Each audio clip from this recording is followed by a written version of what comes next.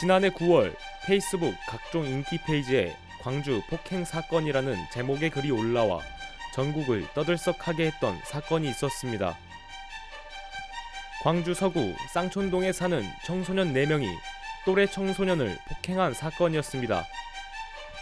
날이 갈수록 연령대가 낮아지고 범죄 수법도 잔인해지는 청소년 범죄.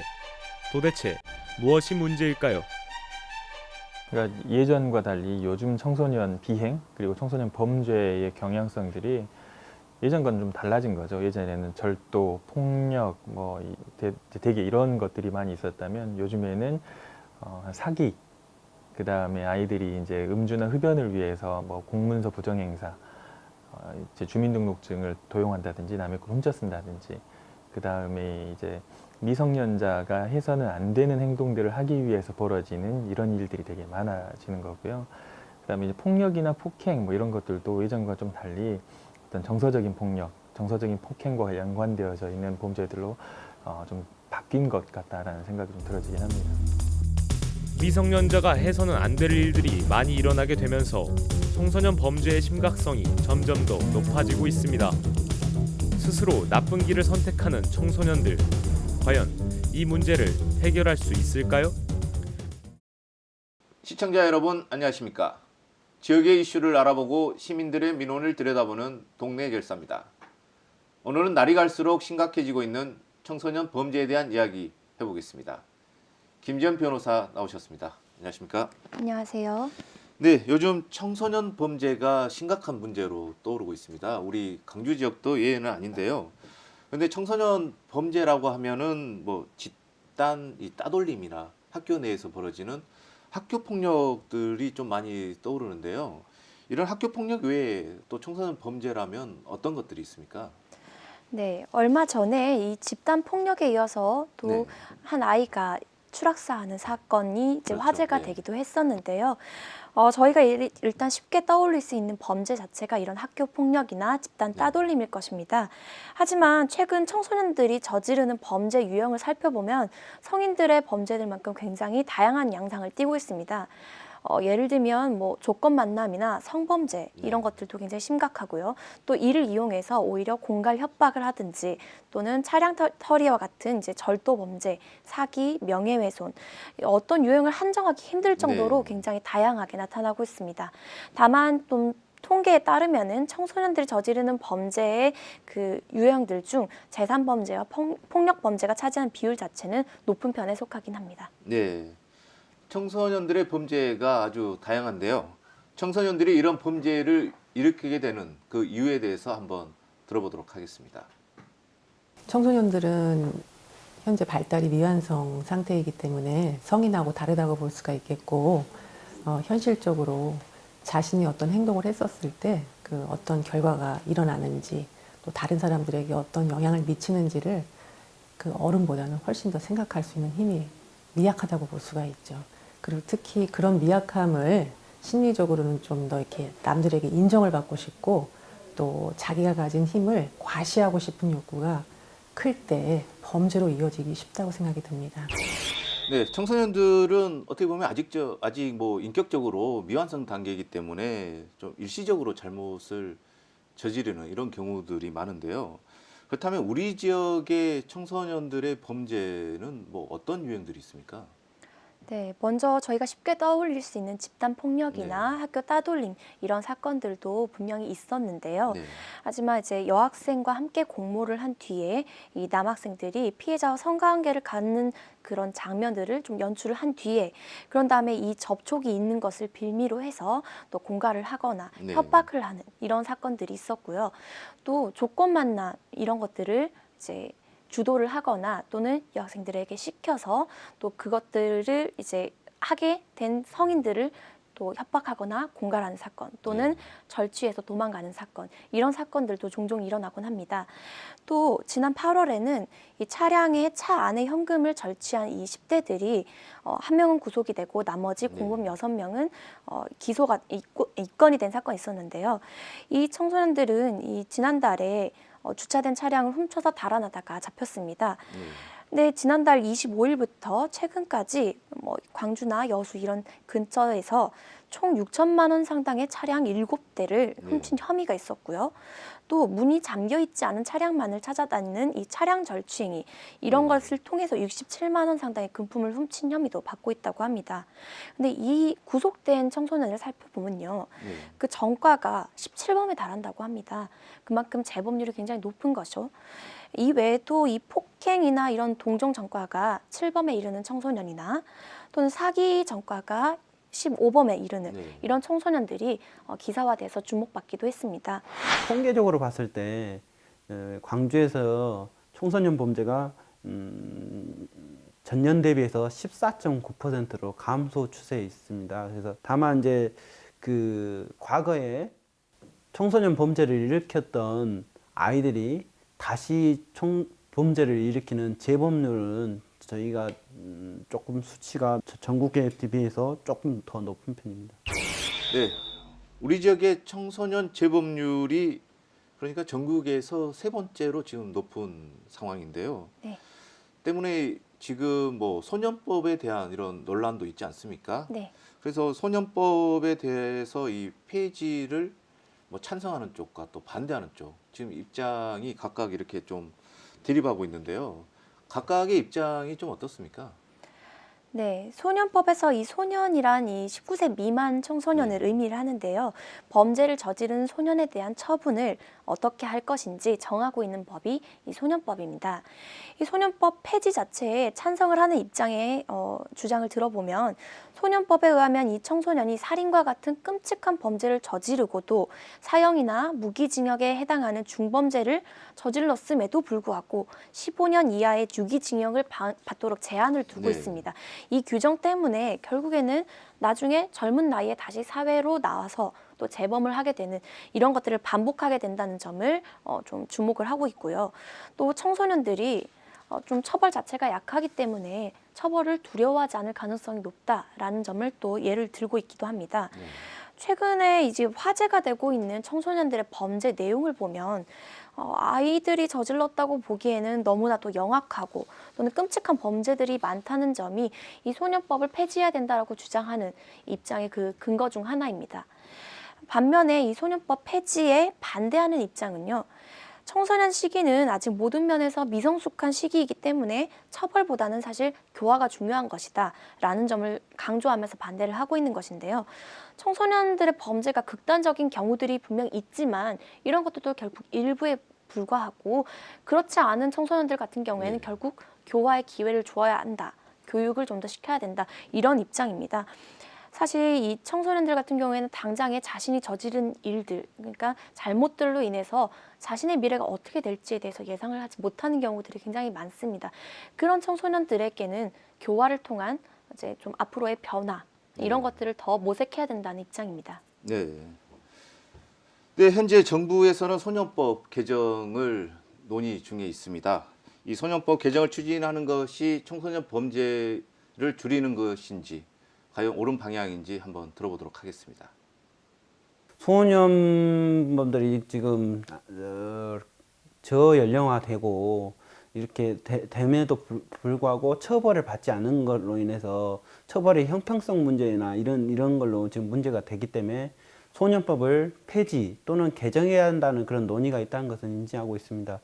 폐지에 반대한다 그런 반대 여론도 만만치 않습니다. 그렇기 때문에 저희들 생각에는 소년범들에게 기회를 주기 위해서 처벌보다 선도를 목적으로 하는 위해서 지금 소년법이 제정된 그 취지를 생각한다면은 그런 부분에 대해서는 좀 더 충분한 연구하고 국민적 의견 수렴이 충분히 이루어져야 된다고 생각합니다. 네, 소년법 폐지와 이 개정이라는 이 논란 속에서 이를 해결하기 위해서는 어떻게 보면 충분한 연구와 또 국민 의견 수렴이 좀 필요해 보이는데요. 네.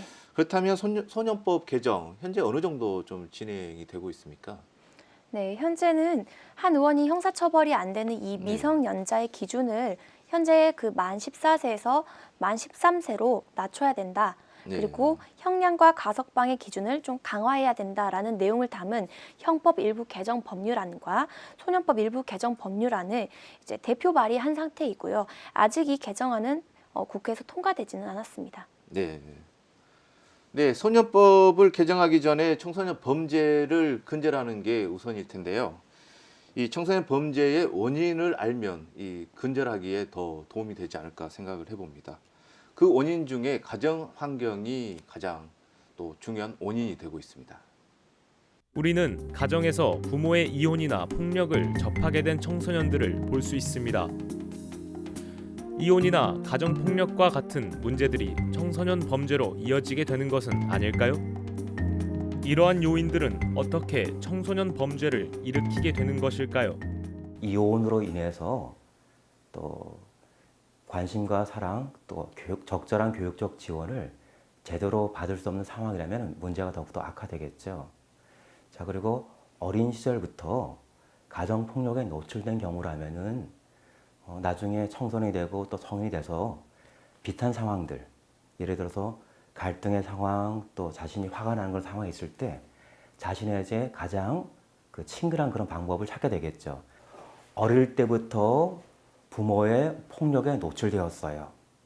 그렇다면 그 학생은 비슷한 상황이 왔을 때 그것을 대화로서 해결한다거나 다른 대안적인 방법들을 찾지 못하고 부모들이 썼던 바로 그 방법, 폭력이라는 방법을 우선적으로 고려하지 않을까 이런 생각들이 듭니다. 예.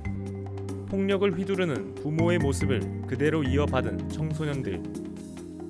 그들은 갈등의 상황에 놓였을 때 폭력으로 해결하게 됩니다.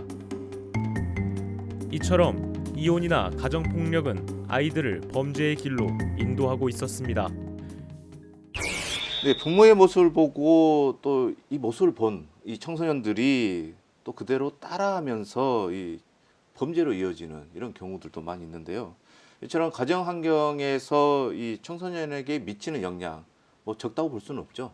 네, 그렇습니다. 아무래도 청소년들이 교육을 받는 장소는 학교뿐만은 아니죠. 그렇죠. 가정에서 부모님들을 보면서 또 배우게 되는, 또 겪음으로 인해서 또 청소년들의 그 정서적인 영향에 미치는 부분들이 상당합니다. 그렇기 때문에 이 부모의 가정 폭력이라든지 아이에 대한 학대가 청소년들의 정서에 영향을 미치고 그런 모습들을 아이들이 답습하게 되는 이런 모습들도 굉장히 많이 볼 수가 있고요. 비단 이제 부모의 폭력적인 언행이나 이런 것들뿐만이 아니라 무관심이라든지 또는 가정의 그 환경 여건 자체가 결국엔 아이들에 대한 방치로 이어져서 네. 아이들을 바로잡을 수 있는 기회를 놓치는 경우들도 있습니다. 이혼 가정이라든지 맞벌이 가정 또는 조선 가정 이런 부모가 아이들을 제대로 케어를 해줄 수 없는 또는 케어하지 않는 환경에서는요, 청소년들이 결국 정서적 결핍을 겪는 경우들이 굉장히 많고요. 또 이런 힘든 현실 자체를 회피하기 위한 탈출구로 또 좀 이런 범죄나 이런 것들에 가담하게 되는 경우들도 굉장히 가능성이 높아지게 됩니다. 그렇게 되면 청소년들이 그 회피 수단으로서 잘못된 재미나 그런 일탈들을 찾게 되는 네. 거고요. 또 그 상황에서 보호자들은 이 무관심과 방치로 인해서 청소년들이 잘못된 길로 빠지고 있다는 것을 제대로 캐치하지 못하는 경우들이 많습니다. 결국 이 청소년 범죄라는 잘못을 저지르기까지는 많은 요인들이 작용을 할 수 있는데 결국에는 거기에 가정 환경이라든지 이런 부분들이 많은 영향을 미친다는 것은 어떻게 보면 이제 사건을 하다 보면 결국에는 이 아이가 여기에 이르기까지의 미친 영향에 가정 환경이 있는 경우들도 굉장히 많이 볼 수 있었습니다. 네. 가정 환경이 청소년 범죄에 큰 영향을 미치기 때문에 가정에서의 교육이 또 중요해 보입니다. 그런데 청소년 범죄가 일어나는 원인은 이뿐만 아니었습니다. 바로 미디어 환경입니다. 인터넷상에서 무분별하게 돌아다녀 청소년들에게 쉽게 노출되는 폭력적이고 선정적인 콘텐츠들. 이러한 콘텐츠에 대한 접근은 청소년도 쉽게 할 수 있습니다. 어떻게 가능할까요? 그리고 청소년들은 왜 사이버 범죄를 저지르게 되는 것일까요? 일단은 익명성이 일단 보장이 되고 또 누구나 그 사이버 공간에 접근이 가능하고요. 그러다 보니까 이제 호기심이 많고 그리고 이제 경험이 적은 청소년들이 그 타겟이 될 가능성이 높다고 생각이 들고요. 실제로 그 대인 관계를 맺는데 어려움이 있거나 성취와 관련된 활동들을 잘 하지 못하는 청소년들일수록 이런 사이버에 관련된 그 쪽에 취약하다라고 볼 수 있겠습니다. 인터넷은 익명성이 보장되고 누구나 접근 가능하여 청소년들에게 무분별한 콘텐츠들이 쉽게 노출될 수밖에 없습니다. 지난해 9월 광주에서 한 청소년은 인터넷 중고거래 사이트에서 전자제품을 저렴하게 팔 것처럼 속여 돈만 가로챘다가 붙잡힌 사례도 있었습니다. 이 청소년은 전과 15범으로 보호 관찰을 받고 있던 중 또다시 범행을 저질러 구속됐습니다. 이처럼 사이버 공간 속 무분별하게 일어나고 있는 청소년 범죄, 어떻게 해결해야 할까요? 네, 미디어는 어떻게 보면 익명성이 일단 보장이 되지 않습니까? 그리고 또 누구나 접근이 가능하기 때문에 또 청소년들은 이 또 무분별한 이런 콘텐츠에 또 쉽게 또 접하게 되는 거고요. 그렇다면 이 미디어 환경이 어떻게 청소년 범죄까지 이어지게 되는지 좀 설명을 해주시죠. 네, 일단 최근에 미디어 환경 자체를 보면요. 네. 폭력적이고 선정적인 이 컨텐츠 자체가 난무하고 있는데요. 이런 스마트폰이나 인터넷의 보급화로 인해서 청소년들이 이런 컨텐츠에 접근하는 것들이 굉장히 쉬워졌습니다. 그렇다 보니까 이런 컨텐츠들을 무분별하게 또 죄의식 없이 재미로 받아들인 청소년들이 많아졌고요. 네. 그런 청소년들이 결국에는 범죄의 흉포화와 또는 이 저연령화를 야기하는 원인이 되기도 했습니다. 청소년기 자체가 이 사이버 음란물이나 또 네. 성범죄에 쉽게 빠져드는 시기인데요. 그렇기 때문에 이를 통해서 또 조건 만남이라든지 네. 성범죄 문제를 발생시키기도 합니다. 또 요즘 청소년들 같은 경우에는 성인들이 좀 많이 쓰는 이런 메신저나 네. 그런 다른 이제 수단들보다도 SNS, 특정 SNS를 굉장히 네. 많이 이용을 합니다. 이 SNS의 메시지라든지 이 SNS의 그 비밀 그룹 또는 댓글 이런 것들을 통해서 범죄에 노출이 되는 경우들이 굉장히 많아졌는데요. 청소년들이 이 도박이나 사기 그리고 명예훼손이 발생하는 매개체가 이 특정 SNS이기도 합니다. 스마트폰이 좀 많이 보급이 되면서 학생들이 많이 접근을 할 수 있다 보니까 이 네. SNS를 통해서 쉽게 이 주변의 학생들이 아니라 다른 청소년들, 타지의 청소년들과 접촉도 쉬워졌고요. 네. 또 이 SNS를 통해서는 이 학생이 뭘 좋아하는지, 이 청소년이 뭐에 관심이 있는지를 쉽게 파악할 수 있기 때문에 조금 더 아이들의 접근성이 더 높아진 것으로 보입니다. 네. 그렇다면 이 청소년들이 뭐 그런 말씀하신 SNS라든가 이런 인터넷을 통해서 일으키게 되는 이런 범죄들, 어떻게 보면 이 사이버 범죄라고 볼 수 있는데 이런 범죄를 일으키게 되면 뭐 어떤 처벌을 받게 됩니까? 네, 이 인터넷이나 SNS에서 욕설이나 이런 댓글들을 게시하는 경우 모욕죄가 성립할 여지가 네. 있고요.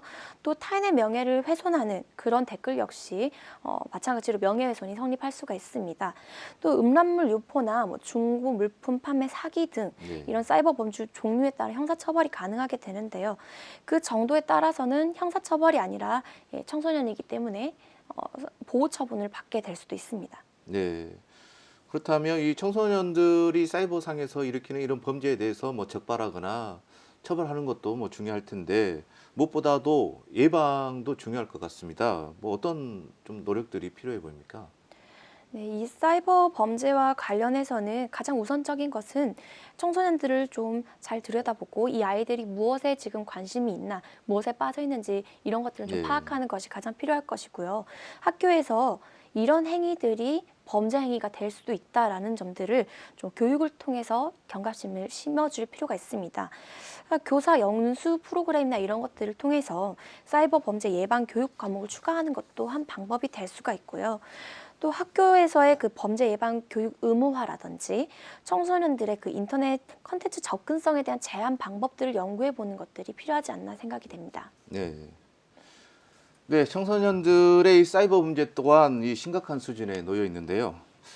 그 중에서도 청소년 범죄 중 이 도박도 사이버 범죄로 이어지고 있다고 합니다. 한국도박문제관리센터 이야기 들어보도록 하겠습니다. 이걸 하다 보면 계속 이룰 수밖에 없는 구조가 이제 온라인 도박이기 때문에 조금 이것이 진행되다 보면 이제 주변에 거짓말을 하고 돈을 만든다거나 또는 일부는 이제 돈을 갈취하기까지 이제 이르는 이런 경우도 있겠고요. 이것이 더 심해지게 되면 간혹 이제 불법적인 형태로 뭐 중고나라 사기나 또는 친구들 간에 이제 어떤 그 도박과 관련된 돈을 거래하면 생기는 이제 이자로 이제 이런 것들 마련한다거나 그런 형태로 보다 더 불법적인 형태 또는 일탈적인 어떤 형태로 도박에 대한 돈, 즉 도박 자금을 마련하는 형태로까지 이제 확산이 되고 있습니다. 네, 청소년들의 이 범죄 수법이 점차 좀 교묘해지고 또 대담해지고 그러다 보니까 범죄 수위도 점점 높아지고 있는 이런 실정인데요. 이런 상황 속에서 이 청소년들의 범죄 예방책 좀 마련이 필요해 보이는데 청소년들의 범죄를 좀 예방하기 위해서 우리가 좀 어떤 노력들을 좀 해야 할까요? 사실 어떻게 보면 뻔한 얘기일 수도 네. 있지만 가정과 학교, 사회 구성원 모두가 도와주는 것이 필요하다라고 네. 생각합니다. 이 청소년 범죄가 발생하게 되면 학교에서는 또 이런 학교의 명예 실추나 다른 학생들에 대한 영향을 좀 우려해서 은폐하려는 모습을 가끔씩 볼 수가 있는데요. 이렇게 감추거나 문제 학생을 다른 학교 밖으로 내보낼 생각을 먼저 하는 것이 아니라 이 학생을 어떻게 하면 교화시킬 수 있을지, 바로잡을 수 있을지 이런 노력의 과정들이 먼저 우선되어야 되지 않나 싶은 부분들이 있습니다. 또 부모님들은 아이들의 그 관심과 사랑 이런 것들을 받다가도 자이든 타이든 혼자 남겨지는 그 순간들이 있다는 것을 생각을 하셔야 됩니다. 그럴 때 이 가치관이 좀 제대로 정립되지 않은 아이들 같은 경우에는 자신을 둘러싼 환경들에 의해서 좀 혼란을 겪게 되는 경우들이 있는데 이럴 때 좀 잘못된 길로 빠져드는 케이스들이 굉장히 많은 것 같습니다. 이럴 때 필요한 것들이 바로 부모님들의 이 관심과 사랑인데요. 청소년들이 잘못된 길로 빠져드는 원인들을 좀 잘 분석을 해보고 또 고민을 해보고 바로잡을 수 있게끔 그리고 이 아이들이 언제든지 돌아와서 다시 건강하게 성장할 수 있게끔 부모와 학교 그리고 사회적 제도 이런 것들이 모두 도와주는 방법들을 찾아야 합니다. 그 방법들 같은 경우에는 사실 원인 분석이 우선되어야 될 텐데요. 사실 문화적인 부분들 이런 것들도 사실 관심의 부분으로 해결할 수 있는 부분들이 일부분은 있고 또 우리 아이들이 어느 것에 또 관심을 갖고 어느 것에 몰입을 하고 있는지 이런 것들을 부모들이 조금 더 신경을 쓸 수 있는 환경이 된다면 사실 지금보다는 조금 더 아이들이 잘못된 길로 깊이 빠지기 전에 발견될 수 있지 않나라는 그런 생각이 듭니다. 네. 네, 가정과 학교, 사회 구성원 모두의 역할이 중요해 보입니다. 청소년 범죄의 해결 방안에 대해서 좀 더 알아보도록 하겠습니다. 그 아이들이 자기가 어떤 저지른 일에 대한 일관성 있는 처벌도 중요하지만 교육이나 그 치료가 더 중요하다고 생각이 듭니다. 그래서 자기를 조절할 수 있는 통제력을 키움으로써 자긍심을 느낄 수 있도록 우리가 가정이나 학교나 사회에서 도움을 주는 것이 중요하다고 생각이 듭니다. 청소년 범죄를 예방하기 위해서는 가정과 학교에서의 교육 그리고 치료가 중요합니다. 청소년 범죄에 대한 처벌도 중요하지만 그보다도 청소년에 대한 관심이 필요할 때입니다. 그러나 날이 갈수록 심해지고 있는 청소년 범죄, 과연 해결할 수 있을까요? 우리 지역에서의 청소년 범죄율은 다소 감소했지만 재범률과 그 강도는 높아지는 심각한 상황에 놓여 있습니다. 우리 청소년들이 하루빨리 범죄로부터 벗어나 올바르게 성장하며 우리 사회의 밝은 미래가 되어야 할 것입니다. 오늘 동네 결사 여기서 마치도록 하겠습니다. 오늘 말씀 고맙습니다.